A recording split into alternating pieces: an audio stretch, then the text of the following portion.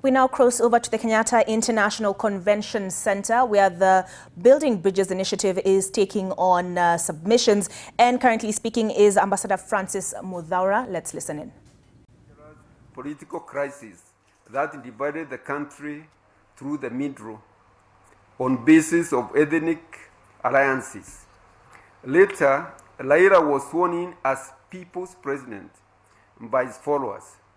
The problem is that this group constituted at least 40% of the population, therefore a great threat to national cohesion and security. And dispute of that nature what I'm trying to say here, can really bring the country to a civil war very easily, if it's not addressed. At this point, one is tempted to compare Kenya with any ethnic dispute with other countries which have suffered chronic ethnic conflicts. Sometimes internal conflicts take the form of regions, linguistics, racial, and clan differences. Even in the developing democracies, ethnic conflicts still persist. In UK, except for its governance sophistication, Scotland remains a thorn in the flesh. Spain is faced with the Catalonia crisis, and Belgium has always to balance the differences between its French and Flemish citizens.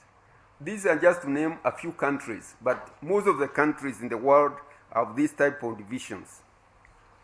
Fiji, Malaysia, Sri Lanka, Cameroon, Democratic Republic of Congo, Federal Republic of Nigeria, Ethiopia, Sudan, Mozambique, Ukraine, Turkey, Greece, Cyprus have all had to deal with balancing ethnic interests. When ethnic conflicts are not attended to for a long time, they end up as a disaster. For example, Yemen, Somalia, Libya, Iraq are in such a situation. Former Yugoslavia was virtually dismembered. It is therefore important that we review the Constitution without interfering with the 90% of the content, which is very good by any standards. The primary objective of the review would be to ensure that the leadership of the national government is all-inclusive as a permanent guarantee for national cohesion and unity. We should not shy away from being innovative with our democracy to institutionalize through a constitutional amendment the national unity and cohesiveness which was for 2 years brought about by Rainbow Coalition 2003 to 2005, the Grand Coalition 2008 to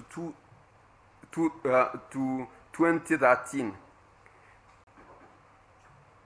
And currently, 2013. And then currently the handshake between President Uhuru Kenyatta and the ODM leader, Honorable Raila Odinga, in the first round, and reinforced later by the president handshake with other opposition leaders, Honorable Kalonzo Musyoka, Honorable Musalia Mudavadi, and Honorable Moses Wetangula. What I'm saying, just handshake makes a lot of difference. Then why don't we institutionalize so that it's a permanent state of affairs? The country is now in a positive mood. Well, recently there have been some new, temporary divisions, but they consider some of these temporary divisions. But basically, the country is in a good mood for reform. Parliament is not constitutional. Parliament is not confrontational, and they are dealing with issues and they are at their own merit, on their own merit, rather than on partisan basis. There is no doubt that even without a clear and defined opposition in Parliament, as in the case of Western democracies, a parliament is capable of checking the executive and carrying on its legislative mandate effectively. The innovation being proposed here for a constitutional amendment to ensure permanent national unity and cohesion is this. And I'm going to put this in quotes. I think you will see that is in quotes. This is what I'm proposing as a solution. Once the results of presidential elections are announced by the Electoral Commission, the candidate having the highest number of votes and the candidate with the second highest number of votes would form a government of national unity. That means we are now bringing together two opposing sides at that point. The candidate with the highest number of votes will be sworn in as the president, who will immediately appoint the second candidate as prime minister. They will have the cabinet post, they will share the cabinet post and other state offices proportionate to the number of votes they won. If number one has let's say 50%, he gets, and number two has 40%, the others say perhaps will take 10%. Then they share the cabinet in that ratio. The president will appoint, the office of the deputy president will not be abolished in this government formation. The deputy president will remain to deputize the president on state matters, and here the emphasis on state matters, and for succession. In the event the president is incapacitated or the position falls vacant before the end of the presidential term. The president will appoint members of the cabinet, and here I'm addressing also the issue the problems which cropped up during the Grand Coalition. Sometimes, paralysis in the cabinet. But here I'm saying there should be we should address those type of situations whereby the person who is appointing the cabinet is the president. Even in the Grand Coalition, it was the president. But the president and challenges in firing a cabinet minister. There were challenges. Even the prime minister himself and challenges in firing. But here now we are giving that responsibility to the president. We'll be able to fire any minister.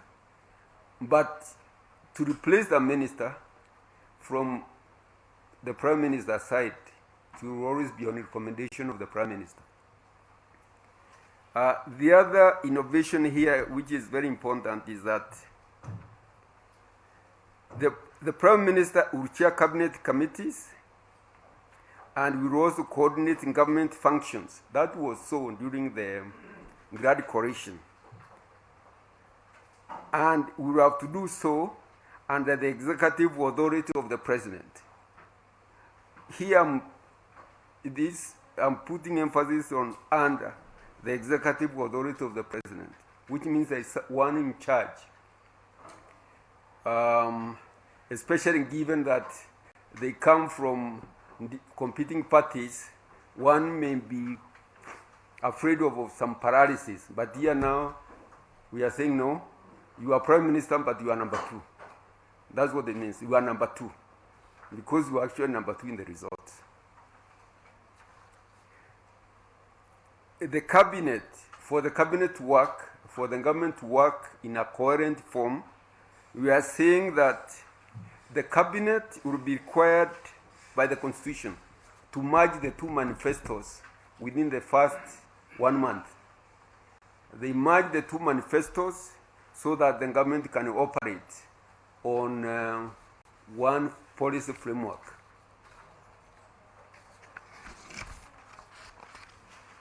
In Parliament, the president party will provide the leader of the government business, while the prime minister party will provide the deputy leader of the government business. The parliament will therefore be more consultative in parliamentary business rather than confrontational, while at the same time providing an effective check on the government. Even today, with President Uhuru having a majority in Parliament, and also with the support of the the opposition leader, still some of the government bills get rejected or then get modified substantially. So there is nothing to stop the the parliament, which is like a friendly parliament, from effecting an effective check against the executive.